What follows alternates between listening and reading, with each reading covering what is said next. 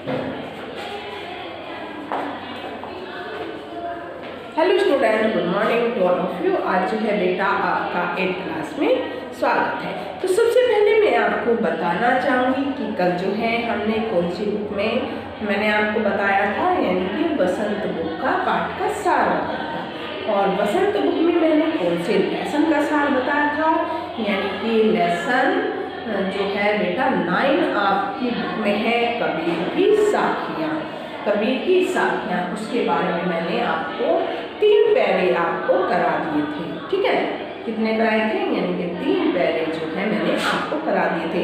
लेकिन जो है आज हम 3rd पैरे से ही स्टार्ट करेंगे। तो सबसे पहले जो है मैं आपको बता देना चाहती हूँ, जैसे आपके पाठ का नाम है कबीर की साखियाँ। बेटा एक साखिया जो शब्द है यहाँ पर, वो ऐसा शब्द है कि कबीर ने जो साखिया का शाब्दिक अर्थ अगर हम पूछने लगे कि साखी, इसको साखी भी बोलते हैं, कबीर की साखी और साखियाँ, यानी कि बहुत सारी साखियाँ। साखी यानी कि एक साखी और साखियाँ यानी कि बहुत सारी साखियाँ। सखियाँ नहीं, साखियाँ। ठीक है, तो साखी यानी कि गवाह, एक ही अर्थ होता है दोनों का, यानी कि गवाह, साक्षी, जिसको हम कहते हैं साक्षी। अभी मैं इनके बारे में भी आपको बताऊंगी। तो ये दोनों जो है हमारे क्या है, साखी के और साखिया के अर्थ है। क्या है, साखी और साखिया का अर्थ है क्या है, गवाह और साक्षी। तो मैं इसके बारे में बताना चाहूंगी। कबीरदास जी जो है एक कवि है, एक महान कवि के रूप में उभरे थे कबीरदास जी। और इनका जन्म जो है 1398 ईस्वी में हुआ था, ये मैंने आपको कल बताया था। तो इसके इन्होंने कहा है, साखियों को संबोधित करते हुए, यानी कि साखी के बारे में बताते हुए कहा है कि मैंने अपने काव्य में, मैंने अपने साहित्य में जितना भी लिखा है, जितना भी वर्णन किया है, मैं उसका गवाह हूँ, यानी कि मैं उसका साक्षी हूँ। साक्षी यानी कि मैं उसका जिम्मेदार हूँ। जितना भी मैंने अपनी साखी के अंतर्गत, अपने साहित्य के अंतर्गत लिखा है वो सच है, वो समाज में जो है प्रचलित है, समाज उसको मानता है, समाज जो है उसको अपने व्यवहार में, दैनिक जीवन में व्यवहार में लेकर आता है। जैसे मैंने आपको 2 पैरे पढ़ाए हैं, तो उन दोनों पैरों में भी आपने देखा होगा, तो ये बिल्कुल सच है ये बात जो कि कबीरदास जी ने बताई है। कौन सी बताई है कि जाति न पूछो सादगी पूछ लीजिए ज्ञान। थोड़ा सा मैं इसके बारे में बताना चाहूँगी कि कबीरदास जी ने इसके बारे में क्या कहा है कि हमें किसी की जाति भेदभाव को नहीं जानना चाहिए कि किस जाति से संबंधित है, चमार है, मुसलमान है, क्या है क्या नहीं है, उनको ना जानकर जो है हमें उस व्यक्ति के बारे में, उस सज्जन व्यक्ति के बारे में जो है ज्ञान के बारे में जानना चाहिए। तो ये कबीर की बात सही है, जभी तो साक्षी है, जभी तो उन्होंने अपनी पदों को जो है क्या लिखा है, साक्षी नाम दिया है, यानी कि साखियाँ। साखिया मीन्स साक्षी, कि मैं उसका साक्षी हूँ। जो मैंने बात कही है, अपने पदों में बात की है, जो मैंने अपने साहित्य में बात कही है, मैं उसका जिम्मेदार हूँ। ठीक है, आपको क्लियर हो गए। तो ये बात है ना कि हमें किसी की जाति पाति का नहीं देखना चाहिए, हमें जो है उसका ज्ञान, उस व्यक्ति के अंतर्गत जो है कितना ज्ञान है उसके बारे में हमें जानना चाहिए। तो बात ठीक है ना। तो फिर दूसरी लाइन में इन्होंने वर्णन किया था कि मोल करो तलवार का पड़ा रह दो म्यान, कि हमें जो, जब हम मार्केट में जो है तलवार को खरीदने के लिए जाते हैं, या किसी वस्तु को चाकू ही ले लीजिए, छुरी ही ले लीजिए, तो उसकी सुंदरता पे जो है हमें ध्यान नहीं देना चाहिए। हमें उसकी जो है धार पर, उसकी जो पैनी धार होती है, उसका जो हमने यूज करना है, उपयोग करना है, उस पर हमने ध्यान देना चाहिए। कई बार क्या होता है, उसकी बाह्य सुंदरता को देखकर हम आकर्षित हो जाते हैं, लेकिन जो मेन उसकी क्वालिटी होती है, जो उसका एक जिसको हम करते हैं वो इतना शानदार नहीं होता जितनी उसकी बाह्य तड़क भड़क होती है। तो हमें क्या करना चाहिए, जिस चीज़ को जिसका हमने प्रयोग करना है उस चीज़ को जो है ध्यान से देखें, उसको वो कैसी है, वो यूजफुल है या नहीं है, उसको हम प्रयोग में ला सकते हैं या नहीं, हमारे प्रयोग लायक है या नहीं, हमें उसको ध्यान में रखते हुए उसको देखना चाहिए, उसकी बाहरी तड़क भड़क को नहीं देखना चाहिए। ये बात भी सच है, आप ही बताइए कि ये कबीरदास जी ने सच ही कहा है। सेकंड था इसमें आवत गारी एक है उलटत हुए अनेक, कह कबीर नहीं उलटिए वही एक की एक। जब आपस में कोई जो है आपस में लड़ते हैं या कोई भी है किसी को एक गाली देता है, तो अगर मैंने किसी को एक गाली दी है तो अगर वो वापस उसके बदले मेरे को 4 सुनाएगा, मैंने तो एक दी है, मैंने कितनी गाली दी है, एक दी है, लेकिन उसके बदले जो है वो मुझे बहुत सारी गालियाँ सुनाएगी। अगर जो है मैं उसको एक गाली ना दूँ या मेरी वो एक गाली को सुनकर एक ही रहने दे, तो वो गाली एक की एक ही रहेगी।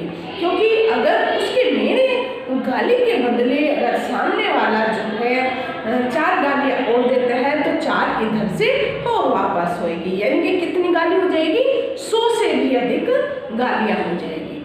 तो हमें जो है अगर सामने वाला कुछ अपशब्द बोल भी रहा है तो हम उसका उल्टा जवाब ना देकर हमारे जो उसने अपशब्द कहा है उसको ही मान लेना चाहिए कि सारे जो है व्यक्ति एक जैसे नहीं होते, उसका मुंह गंदा होता है दूसरे का नहीं। अगर हम उसके बदले उसको 2 गालियाँ हो तो फिर उधर से कितनी आएंगी, 4 गालियाँ हो, तो ऐसे होते होते लंबी लड़ाई हो जाती है। और लंबी लड़ाई होने के कारण जो है उधर से भी इधर से भी दोनों साइड से जो है गालियाँ और जो है तीखे वचन ऐसे व्यंग एक दूसरे पर व्यंग आते हैं, तो हमें ऐसा नहीं करना चाहिए। तो कबीरदास जी इस दोहे में कहते हैं कि एक गाली अगर रहने दे, हम उसका वापस जवाब ना दे, तो हमारे पास कितनी गाली रहेगी, एक की एक ही रह जाएगी, ना कि वो 100 गाली हो जाएगी। ये भी बात सच है ना सर? क्योंकि हम एक देंगे वो उधर से 4 देंगे, तो हमें जो है नहीं देनी चाहिए किसी को। तो ये भी इसका भी जो है साखिया यानी कि गवाह यानी कि साक्षी है, कबीरदास जी साक्षी है। थर्ड पैरा था माला तो कर में फिरे जीभी फिरे मुख माही। तो कबीरदास जी बेटा इसमें कहते हैं कि जब हम माला करते हैं, भगवान का स्मरण करते हैं, छोटे बच्चे तो नहीं करते हैं, वो खेल कूद में मस्त रहते हैं, तो हमें जो है भगवान का जब स्मरण करना होता है, माला करने, कर होता हाथ, कर मीन्स हाथ, ये क्या कर शब्द आया है, कर मीन्स हाथ, ठीक है। तो यहाँ पर जो है माला तो कर में फिरे जीभी, जो जीभ है हमारी वो किसके अंदर, मुख माही, माही मतलब मुख के अंदर घूमती है। तो कबीर क्या कहना चाहते हैं, जब घर में अपना कोई दादी मम्मी कोई भी ऐसा माला को रटता है तो उनका एकाग्र ध्यान नहीं होकर वो जो है इधर उधर देखते रहेंगे और जो है वो बीच बीच में भी उच्चारण करते रहेंगे, कुछ ना कुछ बोलते रहेंगे।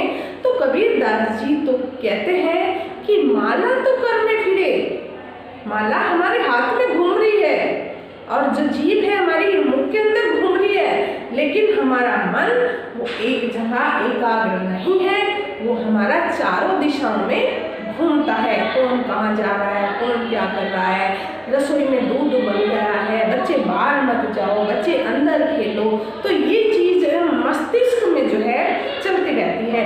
तो कबीरदास जी क्या कहते हैं, इसको सिमरन नहीं बोलते, सुमिरन, सुमिरन यानी कि भगवान का भजन करना, भगवान को याद करना। तो भगवान को जब हमें याद करना चाहिए तो हमारा एकाग्र ध्यान होना चाहिए, एक जगह हमारा ध्यान होना चाहिए, हमारा ध्यान जो है इधर उधर नहीं भटकना चाहिए। तो ये भी जो है कबीरदास जी ने सच ही कहा है, ये ऐसा होता है, आप ये परख के देखना कभी भी जब कोई भी हम ऐसा भगवान का नाम लेते हैं भटकता रहता है मन, सिर्फ 1 या 2 सेकंड के लिए स्थिर रहता होगा, बाकी फिर हमारा मन चंचल होता है, वो स्थिर नहीं रह सकता। तो ये भी बात सच ही कही है, ये मैं आपको एक्स्ट्रा बता दूँ आपको समझाने के लिए। फिर है आपका 4th, इसमें कबीर घास ने नींद दिए जो पाँव तली होए, उड़ी पड़े जब आँख में खड़ी दुहेली होए। तो इसमें जो है बेटा कबीरदास जी क्या कहते हैं, कबीरदास जी क्या कहते हैं कि हमें जो है घास की निंदा, किसकी निंदा, हमें जो है घास की नींदिए, नींदिए मीन्स निंदा करना। एक बार वर्ड मीनिंग देखिएगा, कबीरदास ने नींदिए, नींदिए मीन्स निंदा करना, जो पांवतली होए, पांवतली पैरों के नीचे, पांवतली यानी कि पैरों के नीचे, उड़ी पड़े जब आँख में, उड़ी उड़कर, उड़कर जब हमारी आँख में कोई तिनका पड़ जाता है, खड़ी दुहेली होए, खड़ी यानी कि बहुत अधिक, खड़ी मीन्स बहुत अधिक, दुहेली यानी कि दुखदाई। तो ये मैंने वर्ड मीनिंग बताए हैं आपको, नींदिए यानी कि निंदा करना, पांवतले नींदिए, मैं सामने लिख देती हूँ, नींदिए नींद, नींदिए निंदा करना, निंदा करना, ठीक है। और एक शब्द आया है इसमें पांवतली, पांवतली,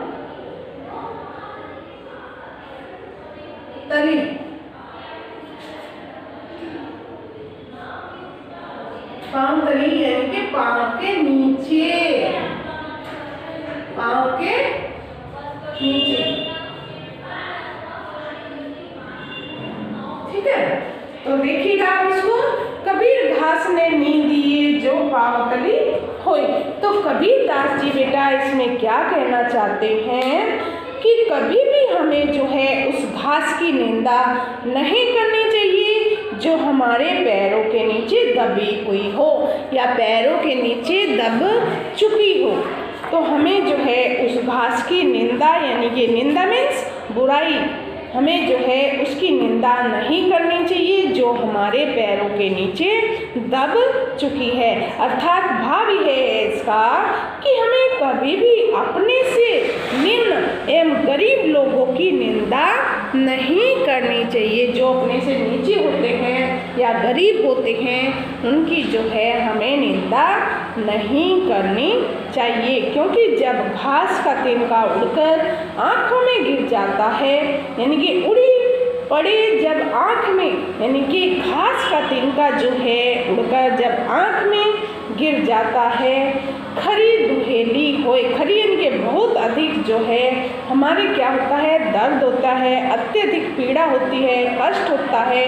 तो कबीरदास जी क्या कहते हैं, जब निम्न कोई भी एक दबा हुआ व्यक्ति जागृत होता है, मान लिया किसी व्यक्ति को आप प्रवचन सुना रहे हैं, कुछ तीखे वचन सुना रहे हैं, व्यंग सुना रहे हैं, तो तब इसका मतलब वो चुप है, तो इसका मतलब ये नहीं वो चुप ही रहेगा, यानी कि जब वह व्यक्ति जागृत यानी कि जाग जाता है तो वह स्वयं को कष्ट देने वालों को अत्यधिक जो उसको कष्ट देते हैं, जो उसको खरी खोटी सुनाते हैं, उन व्यक्ति को अत्यधिक कष्ट एवं पीड़ा पहुंचाता है। तो हमें जो है किसी भी चीज़ को, किसी भी व्यक्ति को सामान्य नहीं मानना चाहिए, उसमें जो है हमें उनको जो है उनके अत्यधिक कष्ट पहुंचाता है तो उसको सामान्य हमें नहीं मानना चाहिए। तो कबीर ने जो है किसी की भी निंदा न करने का इसमें संदेश दिया है। तो इसमें विशेष क्या लिखेंगे, भाषा सहज और सरल है, सदुकड़ी है, पंचमेल खिचड़ी है, क्योंकि कबीरदास ने भिन्न भिन्न भाषाओं का वर्णन अपने काव्य में किया है। तो इसमें जो है कबीरदास जी ने किसी की भी निंदा न करने का संदेश दिया है। क्या किया है, किसी की भी जो है हमें निंदा नहीं करनी चाहिए, किसी को भी हमें अच्छा बुरा नहीं कहना चाहिए। तो ये था इसका क्या, यानी कि विशेष। नेक्स्ट पैरा देखिए, यानी कि लास्ट पैरा। जग में बैरी कोई नहीं, जो मन शीतल होए, या आपा को डारी दे दया करे सब कोई। तो बेटा इसमें जग किसको कहा है, संसार को। जग किसको कहा है, संसार को कहा है। और बैरी यानी कि शत्रु, दुश्मन। बैरी को तो सभी बैर करना है, बैरी यानी कि शत्रु। जग में बैरी कोई नहीं। तो कबीर दास जी इसमें क्या कहते हैं, इस संसार में जिस व्यक्ति का मन ठंडा है, उसका इस विश्व में, इस संसार में कोई भी शत्रु नहीं है। जिसका मन शीतल है, शीतल मीन्स ठंडा है। तो जग में बैरी कोई नहीं, जिसका मन शीतल है, ठंडा है, तो उसका इस संसार में, इस विश्व में जो है कोई भी शत्रु नहीं है। या आपा को डारी दे दया करे सब कोई। शांत और धैर्यशील व्यक्ति किसी का शत्रु नहीं होता है मानव। धैर्यशील, धैर्य धारण करने वाला, शांत रहने वाला व्यक्ति किसी का भी शत्रु नहीं होता है। या आपा को डारी दे दया करे सब कोई। तो इसमें कवि क्या कहना चाहता है, कवि कौन है, कबीर दास जी। कि मानव, हे मानव, तू अपना यह गुस्सा त्याग दे, डार दे। या आपा को डारी दे, डार दे यानी कि अपने गुस्से को त्याग दे और सभी पर जो है अपनी दया दृष्टि डाल दे। दया करे सब कोई, यानी कि सभी के ऊपर जो है अपनी दया दृष्टि को डाल दे। तू सभी से प्रेम कर, सभी से जो है प्रेम भाव से मिलो। और कबीर मनुष्य को कहते हैं कि जो है वह अपने क्रोध को शांत कर सभी से जो है प्यार और सदाचार से जीवन यापन करे। कबीर दास जी क्या कहते हैं, हमें जो है सभी से सदाचार से और ज्ञान से जो है बातें करनी चाहिए। क्रोध को जो है त्याग कर उसको शांत करना चाहिए और हमें सभी के साथ अच्छा व्यवहार से ही बात करनी चाहिए। तो कबीर दास जी ने ये भी बात बेटा सच कही है। अगर हमारा कोई दुश्मन, अगर हम किसी को उल्टा सीधा नहीं कहेंगे तो हमें कौन कहेगा, कोई भी नहीं कहेगा, नहीं ना। तो इस प्रकार जो है हमें किसी को अच्छा भला बुरा नहीं कहना चाहिए। तो कबीर ने मानव को क्रोध त्याग देने का संदेश दिया है। और इसमें क्या है, तद्भव शब्दों की अधिकता है, सदोकड़ी भाषा का जो है इसमें प्रयोग किया है। किस भाषा का किया है, यानी कि सदोकड़ी। सदोकड़ी में सुनता है पंचमेल खिचड़ी। एक तरीके से जो है कबीर दास जी ने बेटा भिन्न भिन्न भाषाओं का जो है प्रयोग किया है।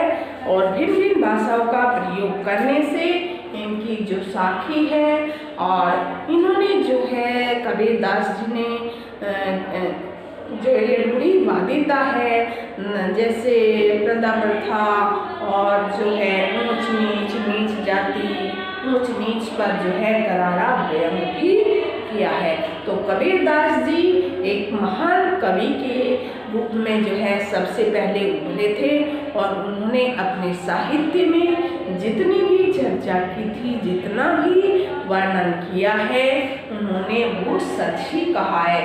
यानी कि जो उन्होंने वर्णन किया है वो हमारे दैनिक जीवन में हम आपस में डेली उसका प्रयोग करते हैं। तो साखिया यानी कि कबीर की साखिया, कबीर दास जी कहते हैं कि जो भी मैंने अपने काव्य में वर्णन किया है मैं उसका गवाह हूँ। मैं वो सच ही कहा है जो कि प्रतिदिन लोगों के मतभेदों के कारण ये बातें होती है।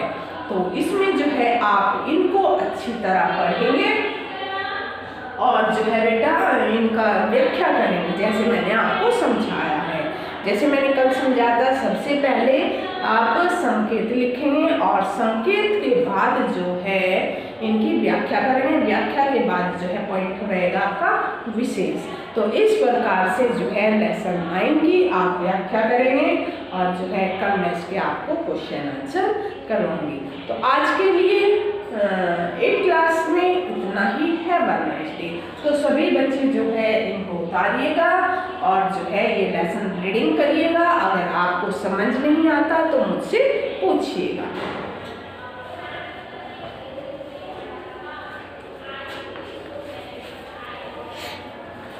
रीडिंग करिए आप और रीडिंग को समझिएगा। ये वन वर्ड मीनिंग जो भी है जो आपको समझ नहीं आते हैं, वैसे मैंने आपको बहुत अच्छे तरीके से इसको बताया है, तो आप भी इसको अच्छी तरीके से देखिएगा। पढ़ के रीडिंग करके देखिए, ना समझ आए तो मेरे से पूछिए।